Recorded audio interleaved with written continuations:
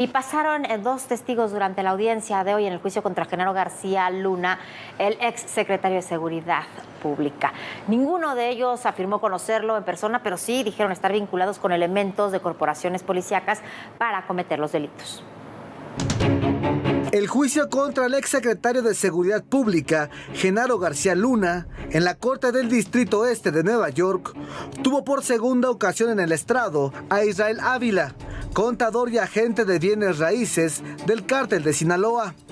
Ávila refirió en su testimonio inicial que en sus libros de contabilidad tenía el registro de más de $10 millones en sobornos al exsecretario a cambio de seguridad e información. Hoy fue interrogado por la defensa de García Luna. Cuando se le preguntó por la evidencia de tales registros, respondió no tenerla. Finalmente, el testigo dijo no conocer al inculpado. Después se llamó al estrado a Harold Poveda, alias El Conejo, pieza clave en las operaciones del cártel de Sinaloa. Reconoció haber traficado más de 1 millón de kilos de cocaína a Estados Unidos a través de lanchas rápidas, contenedores y aviones.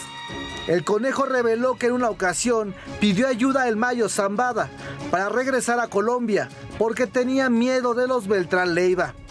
El momento en donde se quebró el narcotraficante colombiano fue cuando le presentaron imágenes de la casa que poseía al momento de su captura en 2010. Eran tigres, leones y un mono que fueron encontrados en su domicilio de la Ciudad de México, en el Desierto de los Leones. Sobre Genaro García Luna, dijo que en persona no lo conocía, pero sí se enteró cuando Arturo Beltrán Leiva lo quería secuestrar. Aseveró que él fue quien le dijo a Beltrán Leiva que no matara al entonces secretario de Seguridad Pública, porque se iban a echar al gobierno encima. El Conejo está en libertad condicional en Estados Unidos y en espera de que se le dicte sentencia. Para ADN 40, Oscar Gallegos, Fuerza Informativa Azteca. Bueno, ni el contador que había estado ayer y que volvió a estar hoy, ni el Conejo, ni Harold Poveda volvieron a presentar pruebas.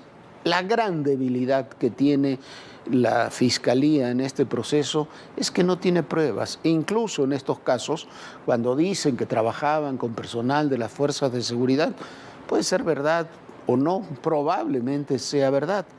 Pero después dicen que nunca vieron al secretario y que no tienen ningún documento. El contador dice que le preguntaron que en sus libros figuraba y le preguntaron, ¿dónde están sus libros? No, no los tienen y nunca los tuvo. Entonces, ese es el mayor problema que tienen. Pero me voy a detener en Harold Poveda, en El Conejo. ¿Por qué? Porque venimos escribiendo desde El Conejo desde el año 2009. En 2010, cuando fue detenido, escribimos muchos textos, lo tenemos en columnas, hablamos incluso aquí, lo tenemos en un par de libros, en 2 libros, uno sobre el narcotráfico y en otro que se llama Las FARC en México. El Conejo fue detenido en el 2010, fue extraditado a los Estados Unidos en el 2012.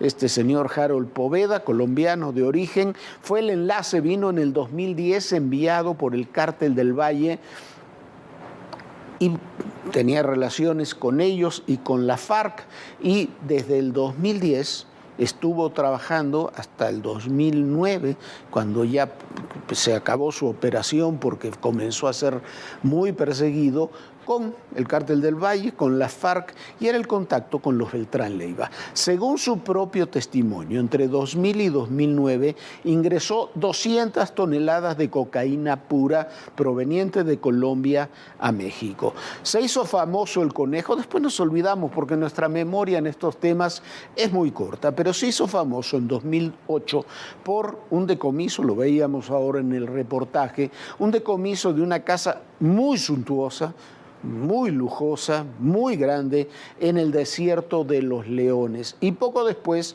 de un rancho enorme que se apodaba La Muralla. La Casa del Desierto de los Leones fue un operativo muy especial porque era una fiesta que organizaba El Conejo con cerca de 40 personas. Ahí fueron detenidas 15 personas.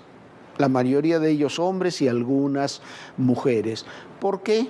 Entre ellas fue detenida una muchacha que se llamaba Juliana López Aguirre, que era la novia del Conejo.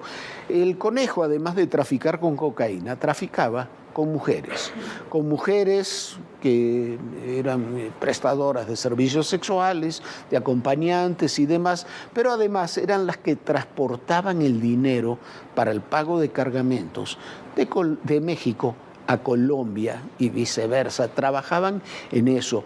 Fueron varias de ellas detenidas. Todo esto es información de 2009 y de 2010 que incluso aquí le dimos. Esta muchacha, Juliana, la novia, fue detenida en el 2009, ahí en 2008, en el desierto de los Leones, fines de 2008, si no me equivoco, fue 25 de diciembre del 2008, en el desierto de los Leones, por la Policía Federal que encabezaba García Luna, y un juez decidió darle la libertad. Escuche usted. ¿Por qué? Porque la muchacha dice que sufría de diabetes y no le habían dado los medicamentos cuando fue detenida para tratarla de eso. Bueno, el caso fue un escándalo, hubo detenidos 2 mandos de la policía. Esos mandos de la policía después fueron liberados. Uno de ellos, un tal Bayardo, se convirtió en testigo protegido. Pero lo cierto es que poco después, en el 2010, a Harold Poveda, el Conejo, fue detenido. Testificó también que su último cargamento se lo había encargado la Barbie, que nunca le pagó, que terminó debiendo dinero tanto en México como en Colombia, que por eso después lo querían matar. Lo cierto es que en 2010 fue detenido. En 2012, como le decíamos, fue enviado a los Estados Unidos. En 2012, en 2013, todavía estamos hablando de 2012, gobierno de Calderón, García Luna, secretario de Seguridad. En 2013 ya se había convertido en testigo protegido en los Estados Unidos. Testificó en México, lo tenemos publicado. Aquí en estos espacios le dimos a conocer lo que decía ese personaje desde aquellas épocas. Y después, años después, apareció en el juicio, fue testigo también en el juicio contra Alfredo Beltrán Leiva, el Mochomo, uno de los hermanos Beltrán Leiva, que está condenado a cadena perpetua en los Estados Unidos, entre otras cosas por el testimonio de Harold Poveda. Nunca había hablado de García Luna. Ahora aparece en este juicio y testifica en un juicio sin poder decir alguna vez que durante todos esos años se había encontrado con García Luna, y era el principal introductor de cocaína de Colombia hacia México, que ganaba, según su propio testimonio, unos $40 millones mensuales por ese trabajo.